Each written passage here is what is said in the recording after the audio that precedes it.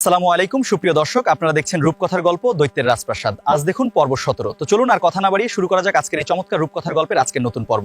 অনন্যা, কত সুন্দর প্রাসাদ না? হ্যাঁ হায়দার ভাই, খুব সুন্দর, কিন্তু আমরা তো প্রাসাদ দেখতে আসিনি।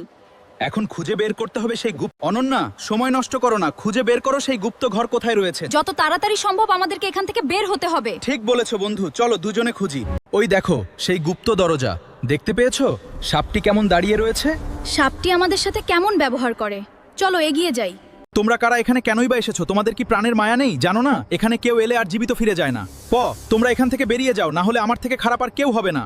ওরে বোকা, আমরা চলে যাওয়ার জন্য এখানে আসিনি। আমরা যে জন্য এখানে এসেছি সেটা নিয়ে তারপর এখান থেকে যাব, আর তুই আমাদের হাত থেকে কিছুতেই বাঁচতে পারবি না। আমাকে মারা এত সহজ নয় মানুষ। তোমরা আমার ক্ষমতা সম্পর্কে কোনো জ্ঞানই রাখো না। তোমরা এখান থেকে জীবিত কিছুতেই ফিরে যেতে পারবে না। আমি তোমাদের শেষ করে ফেলবো। তোমরা আমায় মেরে ফেলতে চাও, আমায় মেরো না। আমার মালিকের ক্ষমতা সম্পর্কে তোমাদের কোনো জ্ঞানই নেই।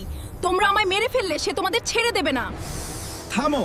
তোমার আর তোমার মালিকের যত ক্ষমতায় থাক, তোমাদের ক্ষমতা আমাদের কাছে তুচ্ছ। কেননা আমাদের কাছে মহান আল্লাহর দেওয়া ক্ষমতা রয়েছে। শয়তানি ক্ষমতা আমাদের কিচ্ছু করতে পারবে না। সুপ্রিয় দর্শক, দেখলেন আজকের পর্ব 17। গল্প সম্পর্কে আপনাদের মূল্যবান মতামত অবশ্যই আমাদের জানান, আর গল্পের প্রত্যেকটি পার্ট দেখার জন্য অবশ্যই আমাদের এই চ্যানেলটিকে সাবস্ক্রাইব করে রাখুন।